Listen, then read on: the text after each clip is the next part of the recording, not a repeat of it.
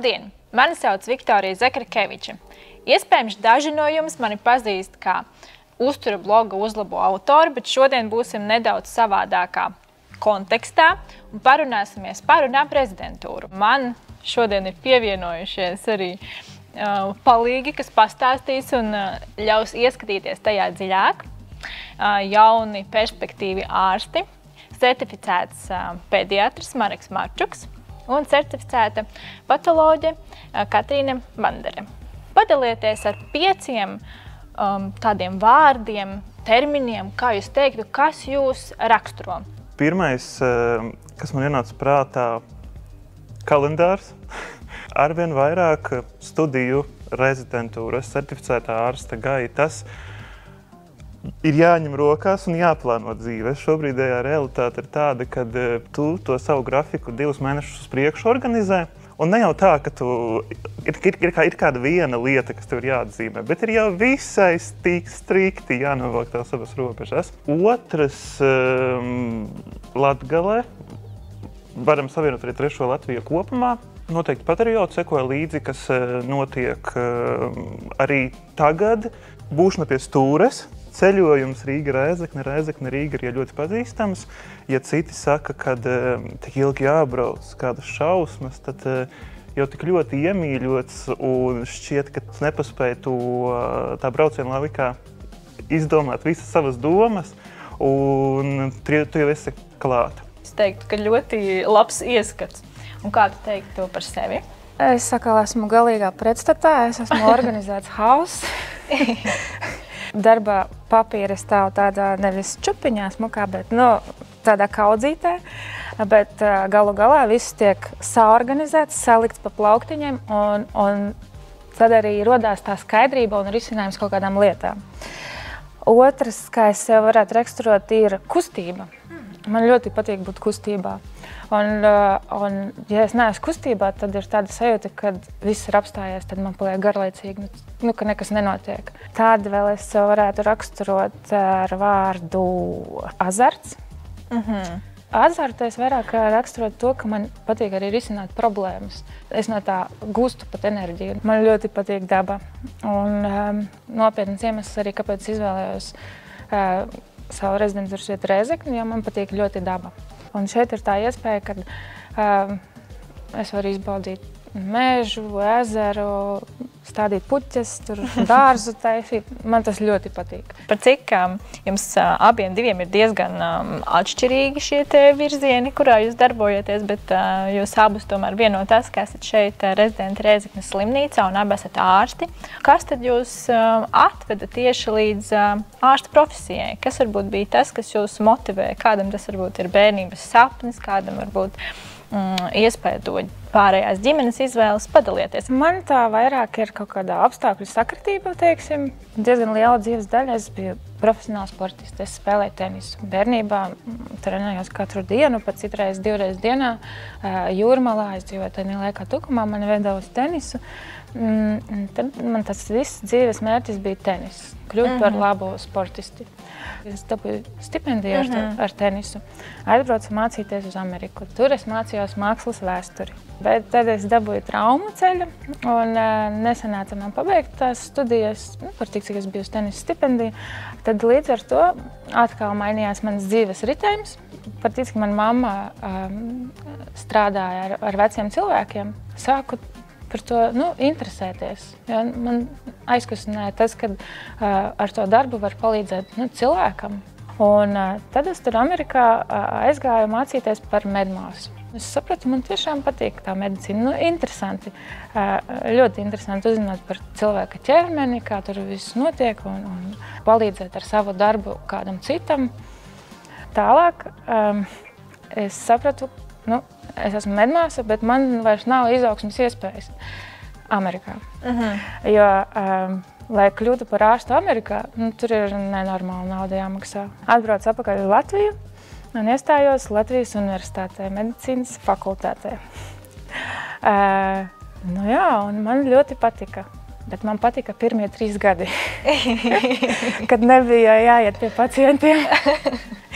Un tad, kad sanāca jau iet pie pacientiem, es sapratu, ka tā mana profesija būs vairāk saistīta, teiksim, vai radiologs, vai patologs, vai kaut kas tāds. Un tad kaut kā tas viss soli pa solim gāja. Es pavolontēju pie profesora Isāja, kas ir patologs, un man patika uzzināt visu par slimību, kā rodās slimība, kas notiek ar ķermeņa slimības laikā, kā šūnas izskatās, kas ar šūnām notiek. Tad es aizgāju uz patoloģijas rezidentūru. Tas ceļš ir bijis diezgan līkumains pa dažādām sfērām.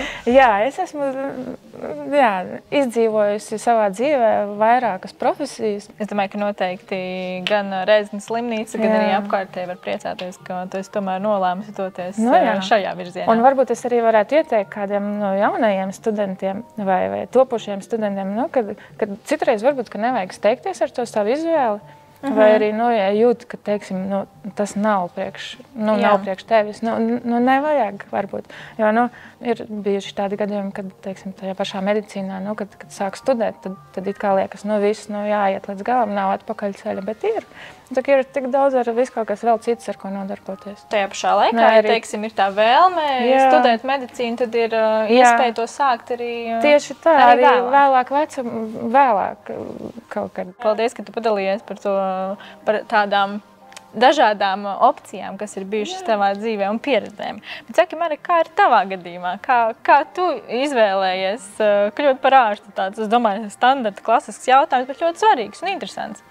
Mans stāsts laikam jau bijis klasiskāks, vairāk tāds taisnā līnijā uz priekšu. Es visai stingri domāju, ka savu daļu deva arī ģimene. Mana mamma ir ārsts, vecmama ir bijusi arī saistībā ar farmakoloģiju. Kaut kur arī zemapziņā es pieņemu, tas spēlē savu lomu. Man jau tā stiprā puse bija tās eksaktās zinātnes, kas tikai loģiski mijās kopā ar to manu izvēli. Un pēc tam jau saprotot, kādi ir tie nosacījumi, lai universitātē, es savukārt Stradiņu universitātē studēju un iegūšu ārsta grādu. Tad līdzīgi šie papildus projekti, konkursi, olimpiādes, pirmkārt, lai sevi bagātinātu, un otrkārt arī, lai sagatavotu sevi šeit studijām. Un tad jau studiju iestāšanās pārbaudījumi viss notika veiksmīgi, un studiju laikā arī dzan, un ārsta grāds ir iegūts. Un sakiet, kā jūs nonācāt pie tā, ka jūsu rezidentūra būs tieši Rēzeknes slimnīcā, kas varbūt jūs aizved līdz šim lēmumam? Sākot no 2. studiju gada, vasaras, tie 2 mēneši mums ir salīdzinoši brīvāki, mēs noslēdzam vasaras sesiju un tad esam brīvi kaut kur doties dzīvē. Pašā pirmajā reizē pēc 2. gada es nonācu vairāk ar ķirurģiju saistītā vidē operāciju blokā, un pēc tā es sapratu, ka tas atkal galīgi nebūs manējais, un savukārt gadu vēlāk, noslēdzot 3. gadu, es jau atradu kā jaunākais māsu palīgs darbiņu jaundzimušo intensīvajā terapijā Rīgā.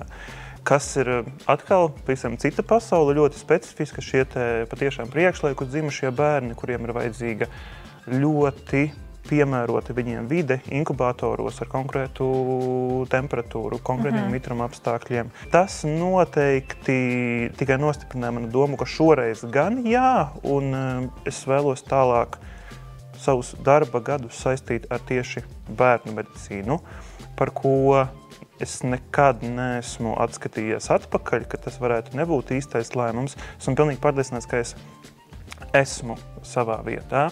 Rēzeknes slimnīca tikai atkal likumsakarīgi atbilda tā brīža vajadzībām. Mēs satikāmies ar slimnīcas pārstāvjiem, runājot par to, ka mana interese ir pediatrija, vai Rēzeknē tas liktos aktuāli.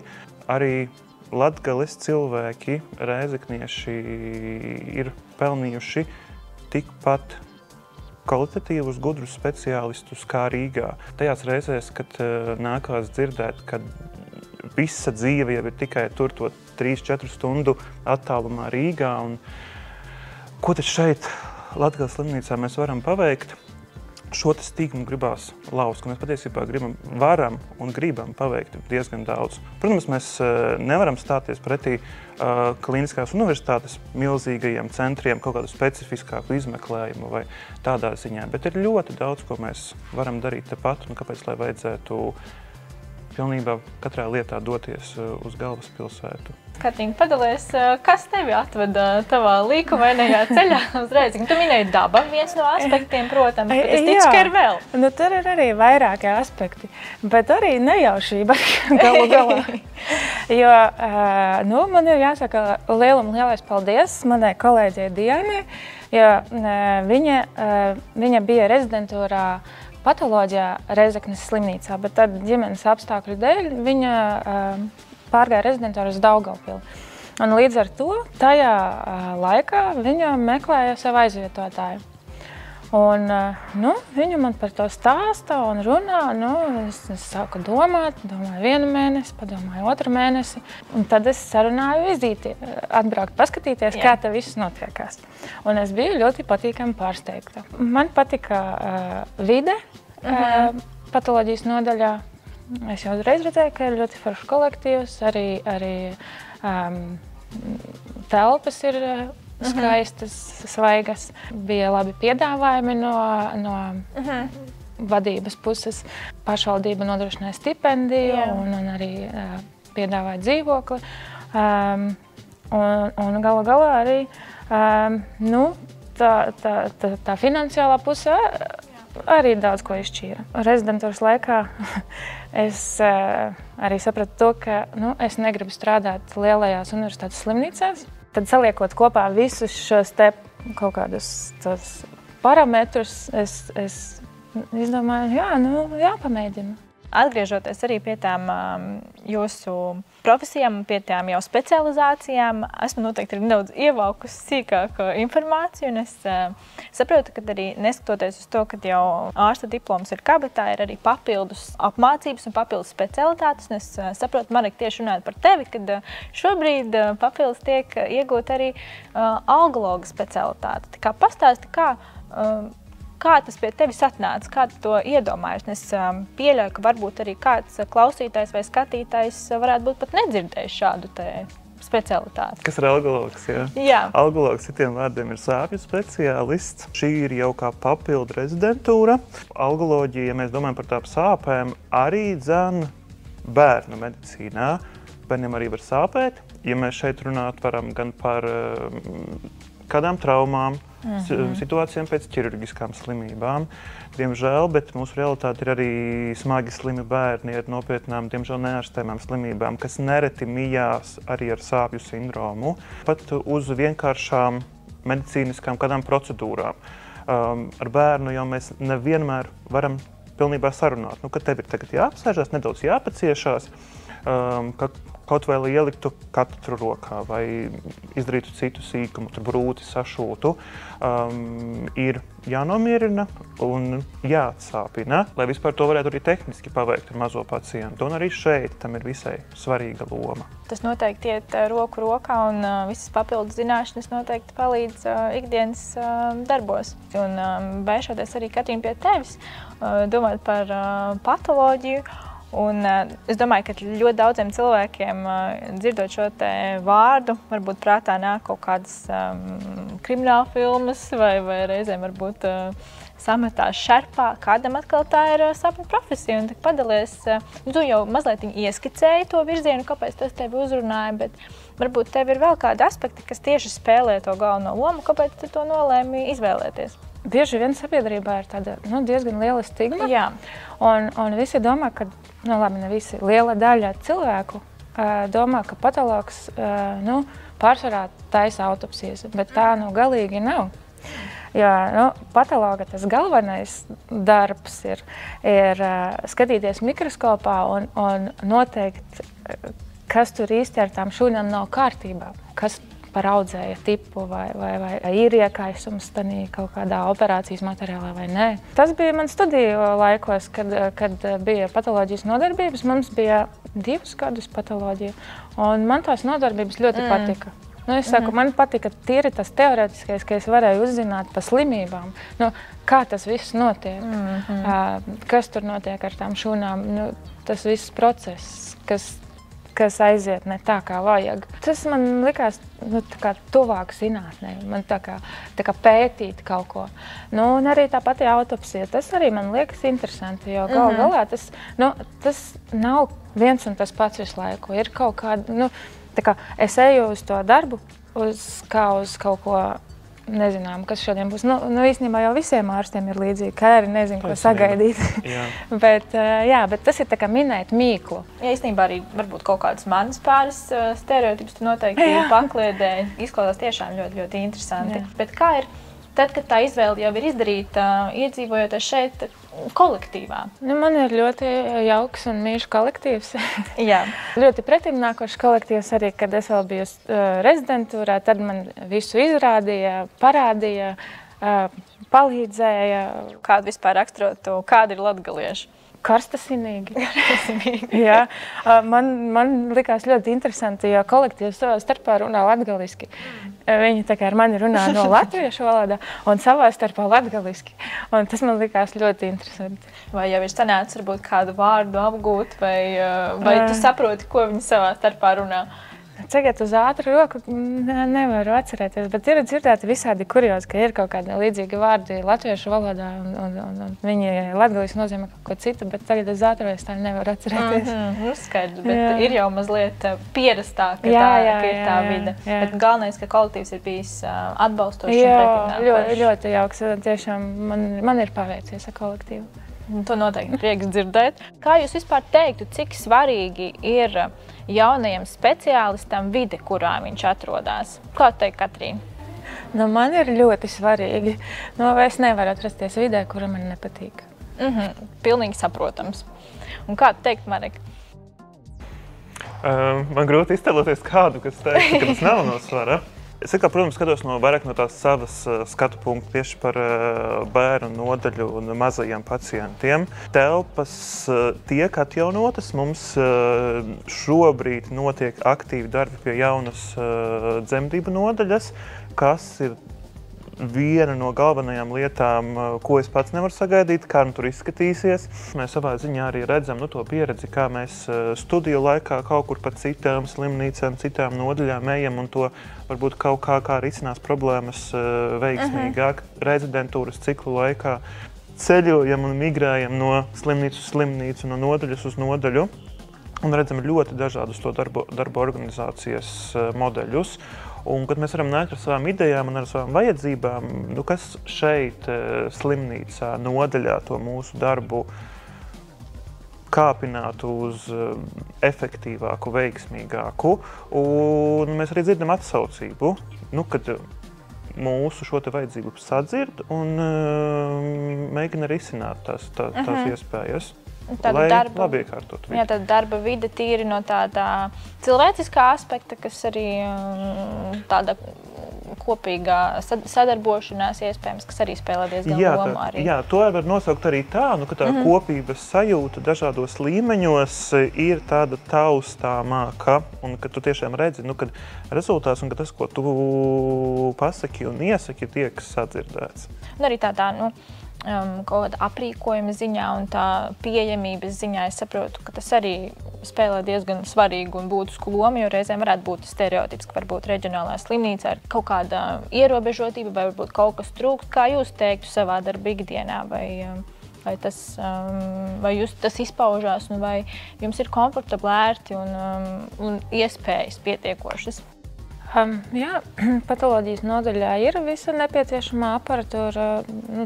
Mikroskops ir viens no jaunākajiem, arī autopsijas zāle ir ļoti labi aprīkota. Tā kā tādā ziņā viss nepieciešamais ir, protams, ir kur augt. Pirms mūsu sarunas es esmu arī par jums pameklējusi informāciju un domājot arī par to, ka ne tikai tas, ka jūs abi esat ārsti, bet arī jūsu vārdi pavīd zem daudz dažādām stipendijām. Un es te palasīšu tikai pāris, gan Vītola fonds pavīd, gan profesora Luzauska medicīnas fonds, arī Latvijas medicīnas fonds. Un skaidrs, ka, lai šīs te visas stipendijas iegūtu, tas ir liels darbs, tā ir liela disciplīna. Ko jūs teiktu, ko šīs stipendijas priekš jums nozīmē, ko tās jums ir devušas? Tiešām gan Vītola fondam, gan profesora Lazovska stipendijai paldies. Pirmā mana tikšanās bija ar Vītola fondu, tas ir vidusskolas noslēgums, kad jaunieši piesakās, uzsākot studijas stipendijām, gan pamatstudijās, toreiz tā bija Saginavas Latviešu kluba stipendija, tālāk rezidentūrā, pediatrijas rezidentūrā. Tā bija doktora Zaigas Alksnes Filips stipendija jau tieši jaunajiem pediatriem. Un liels paldies par to. Ja mēs runājam par profesoru Lazovska stipendiju, tad tas gan pamatstudijās 6. noslēdzošais studiju gads. Paldies komisijai, Edītei Lazovskai par to, ka arī kaut ko mūsos redzēja, kā jauniem topošiem speciālistiem un atbalstīja. Tas noteikti šo sākotnējo ceļu, būsim reāli, finansiālā ziņā atvieglo, ļauj jaunajam studentam uzelpot un vairāk koncentrēties uz mācībām un mazāk domāt un negulēt naktis, domājot par tām finansiālajām dzīves lietām. Patīkami, kad tas, ko tu dari, tas tiek novērtēts. Un atkal liek padomāt, ka jā, tu esi tiešām vēlreiz īstajā vietā. Zaki, Katrina, kā ir tev, runājot par šīm te stipendijām? Man šī stipendija deva iespēju apskatīties, kā patoloģijā strādā Amerikā, Kalifornijā. Es biju aizbraukusi uz UCLA Davis, kas ir 6. labākā slimnīca Amerikā. Es biju neiropatoloģijas nodaļā un novēroju, kā notiek lietas tur. Tas man deva iespēju redzēt, kādā ir darba etika Amerikā, kāds ir tas atdeve darbam un arī attieksme pret pacientiem tur. Arī iekšējā organizācijā. Protams, arī tehniskās lietas tur varēja smelties. Tad pašā autopsijā, kā taisa autopsijas. Stipendija tev ir devusi tādu iespēju diezgan plašāk tiešo paskatīties tādu potenciālu, uz ko ir iespēja tiekties un pieredzļot daudz. Tas man arī deva tādu skatpunktu tam, kā lietas notiek tur. Ja mēs atgriežamies arī pie Rēzeknes slimnīcas un pie tā, ka tā ir reģiona slimnīca, arī šeit noteikti ir iespēja pieteikties dažādām stipendijām un arī atgriežoties reģionā, papildus šīm te kompensācijām. Kā jūs teiktu, kā tas ir spēlējis lomu varbūt jūsu ikdienā un vai tas ir, ko jums tas ir devis? Manā gadījumā tas arī bija viens no faktoriem, finansiālā ziņā. Arī tagad, piemēram, ar algu, ko es saņemu šeit, es varu strādāt vienā darbā, man nav jāstrādā 2 slimnīcās. Esmu pilnībā apmierināta ar to. Rezidentūras laikā arī es saņēmu stipendiju no pašvaldības. Tagad kā ārstam arī piešķīra dzīvokli. Tas man bija arī ļoti noteicošs faktors. Zaki, Marek, kā ir tavā gadījumā, domājot par šiem reģionālās slimnīcas piešķirtajiem bonusiem, ja tā varētu teikt? Nav ko liekties, tam ir nozīme. Mēs esam pieauguši, mums ir jādomā arī par šo finansiālo aspektu. Jā, reģionāliem rezidentiem nav noslēpums, šis atalgojums ikmēnešā ir par proporciju augstāks, kam ir svars. Otra lieta, taisnība, arī es biju pilsētas domes stipendijāts, kas ir papildus atspējas. Tā kā atkal jau varēja naktīs mierīgāk gulēt, nedomājot par šo te murgot par tām finansiālajām lietām. Domājot arī ne tikai par darbu, ne tikai varbūt par šiem te bonusiem, kas pienāks kā reģionālajai slimnīcai, bet arī par tādiem bonusiem, ko dāvā pati vide apkārt, pati Rēzekne. Kā jūs teikt, vai jums vispār atliek laiks kādiem hobijiem, kādām aktivitātēm ārpus darba, un ja atliek, tad padalieties, kas tas ir? Es gribētu dzirdēt no tevis, Katrīna, jo tu minēji, ka tā daba spēlē tomēr lomu priekš tevis. Jā, par tik, cik es esmu skrējēji arī. Te ir ļoti skaisti skriešanas celiņi. Te ir apkārt Kovašu ezeram izbūvēta tāda trasīte, kuru var forši apskriet apkārt. Kopā pa pilsētu man sanāk kādi 7 kilometri. Gar visu upi ir skrējēji celiņš, tā varētu teikt. Tā kā tas man ļoti patīk šeit arī. Tad es spēlēju tenisu, bet līdz šim Rēzeknē man vēl nav izdevies uzspēlēt, jo neesmu vēl atradusi pretinieku. Tā kā ļoti jauki būtu, ja kāds pretinieks ir gatavs pieteikties, lūdzu. Klausītāji piesakās. Jā. Esmu ļoti liela dārzniece. Jā.